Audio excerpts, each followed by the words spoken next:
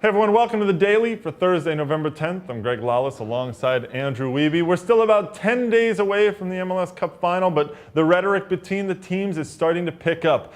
Greg Berhalter, the assistant coach / center back for the LA Galaxy, talking about how Brad Davis for the Houston Dynamo, he expects Davis to actually play.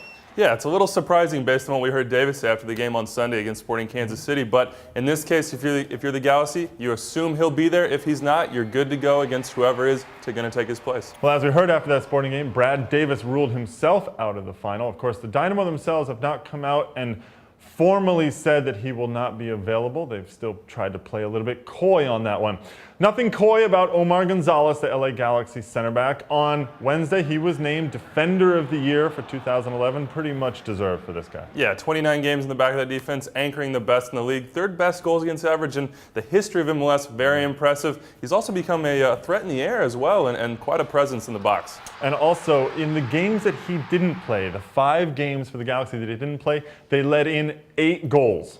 When you look at the rest of them, only 20 goals in those 29 games. So pretty impressive when Gonzalez is in there. Well-deserved. Most likely a guy who will also make the best 11. And the best 11 for 2011 will be announced later this afternoon by Commissioner Don Garber. We will have a live stream of his State of the League teleconference here on MLSsoccer.com at 2 p.m. Eastern Time. Any other names that you think are locks for this one? Yeah, I think you have Kyle Beckman in the midfield being one. Dwayne Rosario obviously in the MVP race there as well.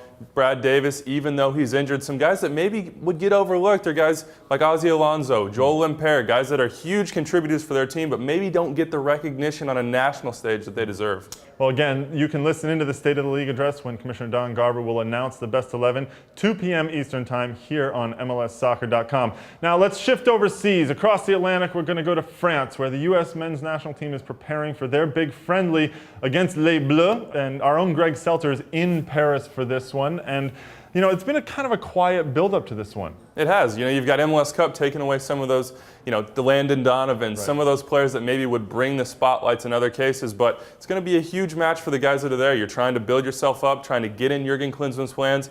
Qualification is going to start pretty soon, so you've got to build your case now. Well, one of the guys who is there is Brek Shea from FC Dallas, and we learned yesterday in a report that the reason he's going to be going and training at Arsenal is that Jurgen Klinsmann called up Arsene Wenger and set it up, and you can actually hear a little bit more from Arsene Wenger on the site right now. There's a video with him talking about Brek Shea.